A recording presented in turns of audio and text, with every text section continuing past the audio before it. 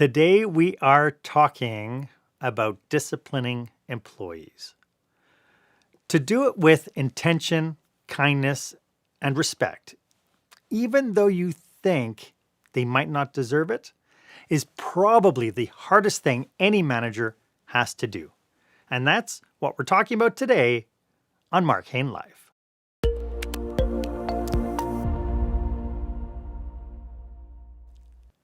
Welcome to this episode. This is where small business owners and entrepreneurs pick up core skill sets to help them work on their business, not just in their business. I am your host, service expert, and master of experiences, Marc Haine. I'm so glad that you're here with us today. We are going to be discussing how to effectively reprimand employees. We will uncover why being effective is necessary and how to make the correction process constructive versus destructive, and how to do it in a way that supports the individual. And we'll get to that in just a moment. I want to take a moment to thank you for being here with me. I know that your time is super valuable and you have a ton of choices on how to spend your time, especially on how to consume content. I hope that I can honor this investment with today's content. Feel free to be part of this conversation. I love it when people go back and forth and we can actually discuss things. And so today, if you're here live with me today, you can drop comments and questions in the comment box and we will try to address it here live. If you're watching the replay, go ahead and put your comments and questions in the comment box and I will make a point to address whatever the challenge is. If you'd like to have something a little bit deeper, I offer a 30-minute complimentary coaching session. And all you need to do is just go onto my online calendar and book a time that works for you. My online calendar is meetwith.marchaine.com. I'll be more than happy to sit with you for 30 minutes, absolutely no charge, no selling, no nothing, just to be able to help you solve your problem. At the very least, if you haven't done so yet, why don't you go ahead and subscribe to this podcast? To do so, you will get fresh content, especially if you can go ahead and ring that bell. That'll give you the notification whenever I bring you some fresh content. Now, I know when you have to pull an employee aside and correct their actions or behavior, it is not a fun time to be a manager. I dare say it's not even a cakewalk for the employee either. I know managers who avoid disciplining like the plague. They just don't want the confrontation. And I've also known managers on the other end of the spectrum. They can't wait to take the time to ream out an employee. For some reason, it just fills their power need gap. But for today, I'd like to know from you our question of the day.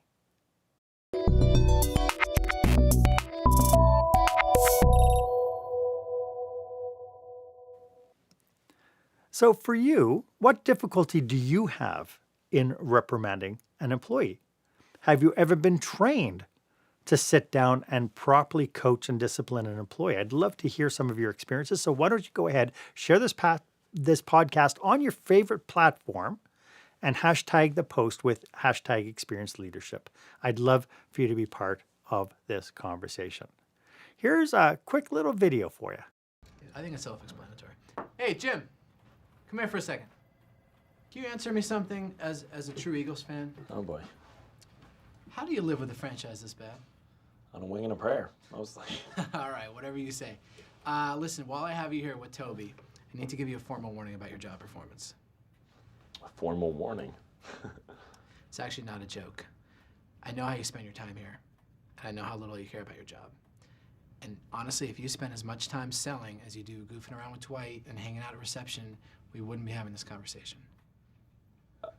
I'm sorry, is this because I talked to Wallace about your website? Because I really didn't mean to go over your head. This has nothing to do with that, all right? I always appreciate constructive criticism about my job performance. I thrive on it. I'm sorry, then do you mind explaining it a little better? Because I'm not sure what's really... Whoa, don't get all defensive, all right? It's just a warning. If you want the details, Toby can provide. You take it easy, all right?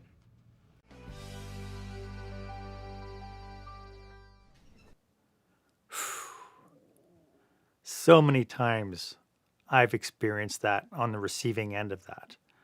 As you watch that, what kind of questions come to mind? How could it be better solved in the context of what needs to happen? And on this show, we've discussed the fact that many managers and business owners have never been trained to be leaders. Nowhere is that more evident than when speaking with an employee about their performance or on talking about their job behavior. Hi, Rick. How are you? Nice to have you here. Thanks for joining us. Let's face it, though, mistakes will happen. We are dealing with people, human beings. And sometimes we have to make sure that mistakes that happen don't happen again. That becomes the biggest solution to what we're talking about today. It's not about punishment. It's not about reaming people out or showing that you're the boss. When we have a problem, it's about solving the problem and then figuring out how do we do it so that it's not going to affect us again. And how we communicate the correction and feedback makes all the difference in the world. It makes a difference between making sure the mistakes don't happen again and not destroying the person's self-esteem at the same time. So today, my hope is to provide you some tools that you can use to maybe help you address behavioral and performance issues without destroying the person in the process. Now, I know what you're thinking. You're probably looking at me saying, but Mark, I have to discipline my employees. How is that? How is it not a bad thing? And I'd say, you know what? That's a pretty good question. The difference between effective discipline and bad reprimands is that one focuses on the behavior of the person and the effects of that behavior, and the other is focused on the person and how bad that person is. So here's a test. If you look back at last time that you had to discipline somebody or you had to work with somebody and do a corrective action, if you are using the word you are making it personal and taking on an attack posture. So some of that might sound like, why did you do this? You are always late. You never clean up after yourself. And we'll talk a little bit about the words always and never a little bit later. You screwed up again. Right? It's a very quick differential is that a bad reprimand is focused on punishment while good reprimand is focused on coaching. And so this is really important. So let me repeat that. A bad reprimand is focused on punishment, while a good reprimand is focused on coaching. So one of the things that you need to do as a leader is you need to be able to look at that and say, do I want to punish this person or do I want to coach a better performance from this person? So if you take anything away from this episode, whenever you need to reprimand an employee, ask yourself that question, whether the intent here, do I want to punish this person or do I want to coach a better performance from this person? Then apply the principles that we'll discuss right after this. When the spotlight shines on your business, are customers applauding or yawning? In other words, how is your business performing? Make your business a star with the new book, Lights, Camera, Action, Business Operational Excellence Through the Lens of Live Theater by Marc Haine. Marc uses his business and acting experience to help you see your business like a live show, so you can create a performance your customers will never forget. Buy Lights, Camera, Action today at your favorite online retailer or directly at markhaine.com.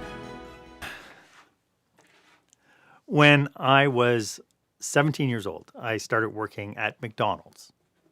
I had a store manager who we really felt was wound way too tight. He was explosive. To say that Steve was the epitome of a bad manager would be an absolute understatement. His leadership philosophy was that I'm paying you to do a good job, so the only time you'll hear from me is when you F up. As you can imagine, whenever he was on shift, he had everyone on edge. Here you had an environment that created so much stress. The teenagers that were working were concentrating so much on not making Steve mad that it made concentrating on the tasks at hand next to impossible. So of course, we messed up time and time again. And when Steve blew, Oh man, did Steve blow. And everyone was privy to his stress. I like to think that you're a really good person. So as leaders, we need to look at people. I've never once come across anybody who woke up in the morning that I know of and said, today I'm just going to be lazy the whole day. I'm going to accomplish absolutely nothing. I am going to go into work today, get my 8 hours in, do nothing, go home and collect my paycheck at the end of the week. And as much as sometimes as leaders we feel that, is that the way they feel? Because they sure act like it sometimes. Nobody wakes up in the morning with that. Everybody wants to come in and start their day and be productive and be good at what they do. So it's important for us to realize that whatever the issue is, it isn't about you, and we can't be jumping down people's throats in anger. So we need to, first and foremost, we need to solve the problem at hand first. Then we need to cool down. Those are the first two tips. Tip number 3 is we have to start looking for the facts. One of the best ways to investigate anything is to ask why 5 times. This allows you to strategically look at the issue without settling on a symptom rather than the cause. Too many businesses, and I hate to say it, business owners, we tend to be super reactive to things. And what we end up treating is we're treating the symptom. We're not looking deep enough to find out what was the cause of the problem. So for instance, a server drops a whole tray of glasses. Now, it would be really easy for the managers to get together and say, Donna is so clumsy. I can't believe she broke all those glasses. If we stop for a second and say, why did she drop the whole tray of glasses? Well, the response could be she was carrying too many glasses on the tray and it was heavy. Well, then you have to ask the next question. Why was she carrying too many glasses? Well, she was trying to clean the table quicker. Next question. You probably guessed it. Why was she trying to clean the table quicker? Well, there were customers waiting to be seated. Next question. Why were there customers waiting to be seated? The response, because we underestimated how long the big table would take. Next question. Why did we underestimate how long the big table would take? Well, we had a new hostess at the stand, and we didn't train the hostess about the fact that we have to increase the service times for groups bigger than 6. Now, by asking the question at least 5 times, we can see that the accident is a symptom of a bigger problem. One which, if we did not address, it could come back time and time again and rear its ugly little head. We could have simply said, after we realized she was carrying too many trays, too many glasses on the tray, we could have said, hey, Donna, you know what? Next time, use a bussing bin instead of a tray. Use something with sides so it's not going to spill as quick. We might have solved the problem, the immediate problem of glasses breaking, carrying too many glasses and they tipping over. But months from now, we'd be wondering, why are we still getting a backlog of customers? Why do we have these lineups? Because we haven't come to the crux of the problem. So sometimes when we uncover the facts, we might see that the problem is indeed a people problem, but sometimes it's a deeper problem. Maybe someone is having a hard day. Maybe we have team members going through some stuff as well. This is all reasons. This idea of, I used to joke, especially in hospitality, hospitality would be so simple if it wasn't for all the people. But the fact of the matter is we are leading people. And sometimes they are having bad days. Sometimes they might be going through something tough. It's easy to jump down somebody's throat when you are reactive. But if you stopped a second and asked and inquired into what they might be going through, it is so easy to blame and point the finger. And somebody once told me, they said, when you're pointing fingers at somebody, well, you're pointing 3 fingers to yourself and 1 finger up to God. I thought that was really interesting. The 3 fingers pointing at yourself, not necessarily the God one, but anyway. But from my experience, when a person messes up, I don't know anybody who messes up and then feels good about it. More times than not, as human beings, we tend to be much tougher on ourselves than anybody could ever be. Like even when I was 17 years old, if I messed up and Steve did his rampage, nothing he could say made me feel worse than the fact that I made a mistake or that I did something wrong. Nothing could do that. He couldn't do it. And nobody could do it because I was so hard on myself. And I believe that most people want to do well, and most people will make absolutely sure they do the best they possibly can, and they feel horrible when they can't. The two most important virtues as a leader that you can possess is empathy and compassion. This is where we lead with love and kindness first. This is where we inquire about the person and find out what are they going through? What are some of the conditions that they're facing right now?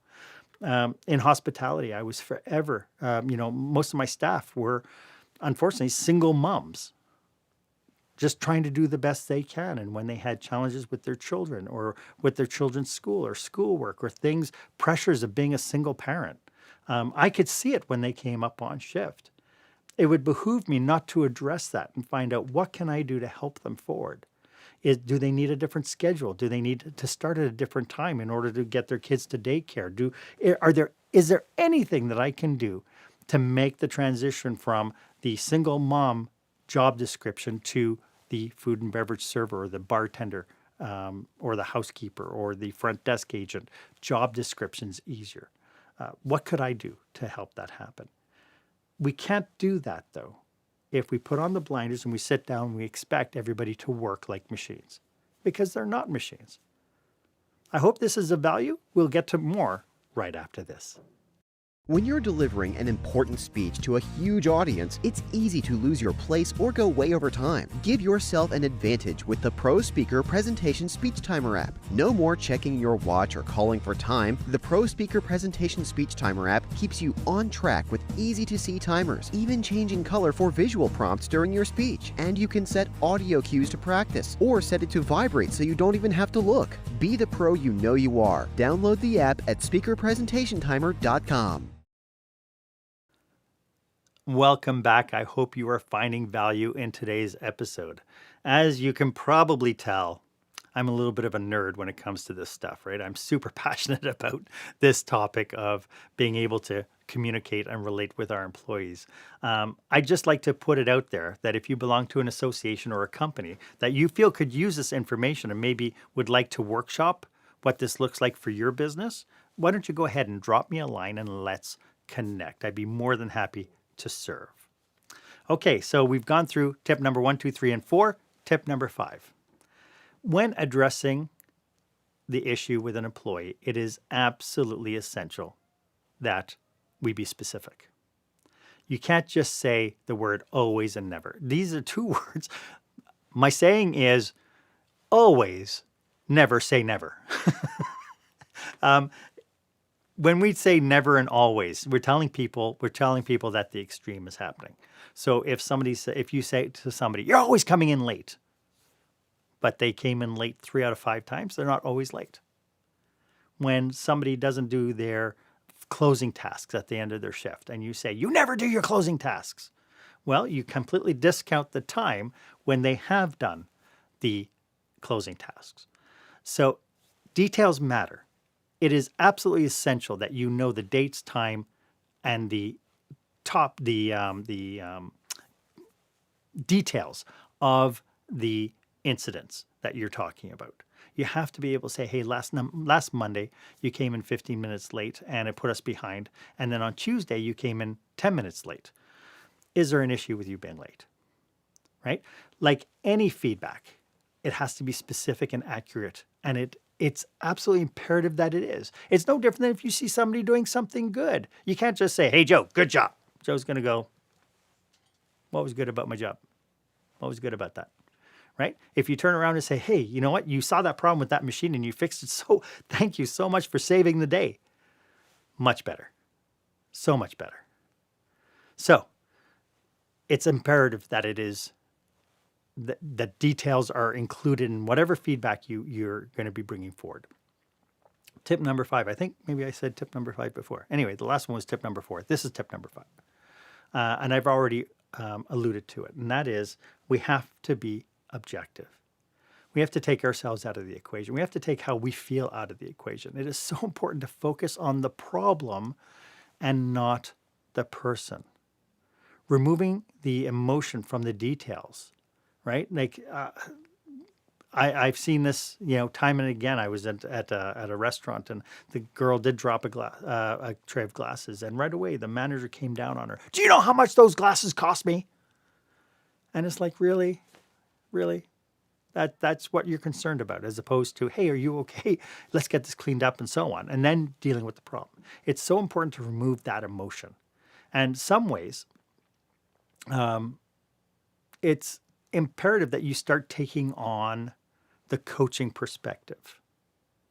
So, after the glasses drop, if the manager had gone to her and say, you know what, I'd like us to figure out what happened so that we can keep it from happening again. Can we make some time to do that? Then you can be focused on being objective and asking really good questions.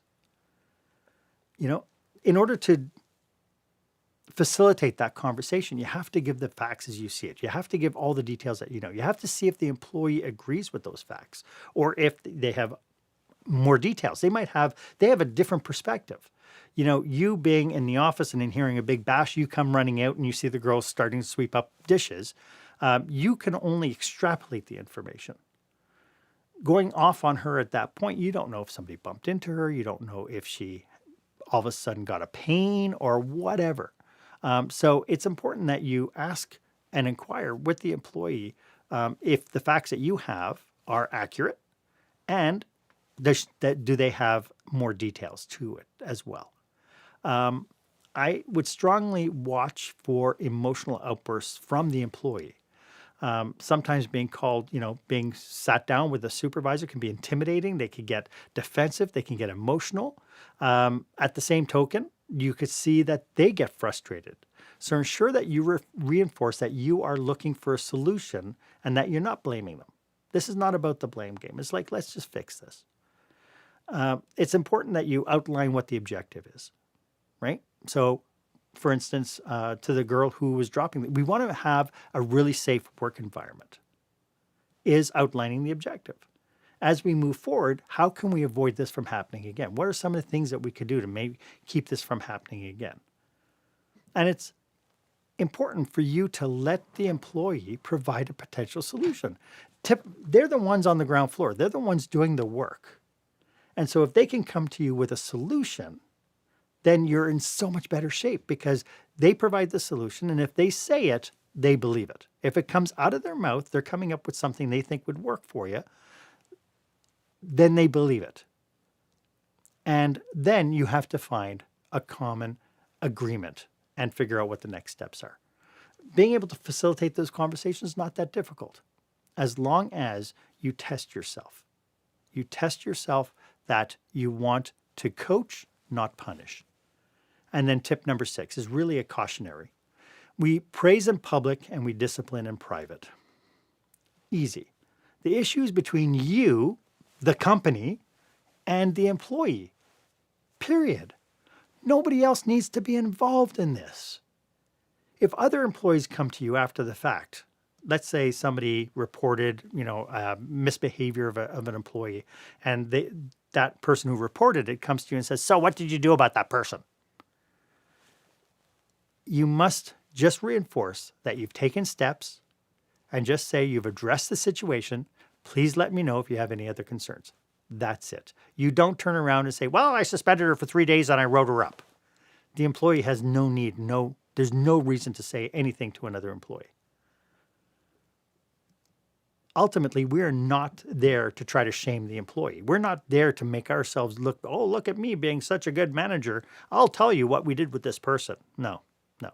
We are working to maintain respect and self-esteem. Having said that, I would really recommend that if you have to do a closed-door meeting with an employee, that you have a third person be present as a witness. And this is especially important if the employee is of the opposite sex to the manager. It's important that we make sure that everybody is safe and that that we're doing things properly. The third person can sit on the side, not get involved in the conversation at all. This person can act as the note taker, and they can also be the person to check you if they see that you're getting emotional or getting off track. They could be the person who keeps you on track. They could be kind of your little conscience, if you like. But it's important to have a witness to the process. That brings me to another cautionary. Document. Document, document, document. You never know what the future holds. Document your discussions. Keep track of incidences. It is so important because someday you might need to go back to it, and you can't just turn around to somebody after they've been, they've been late 5 times, and you can't just pull them into the office and say, "You're fired." You're going to have the labor board on your back. What are the proof? How often did it happen, and so on. You need that documentation. It protects you, it protects the employee, and it makes absolutely sure that you're holding yourself accountable to treating that person the right way. I hope this has been helpful for you. If you have some questions about our topic today, if you have concerns, if something pops into your head and you say, geez, you know what, I would really like to check this out and maybe dig a little bit deeper, then why don't you go ahead and click the calendar link in the show notes and book a complimentary 30-minute session with me. Honest to goodness, I do live to serve. And please, if you enjoyed this episode, feel free to subscribe to this podcast and share it with your network. Knowledge is power, but knowledge is power only if it is shared. Thank you so much for joining me today. I hope you did get value from it. My name is Marc Haine. I hope you stay safe, stay healthy, and dare to be the exception.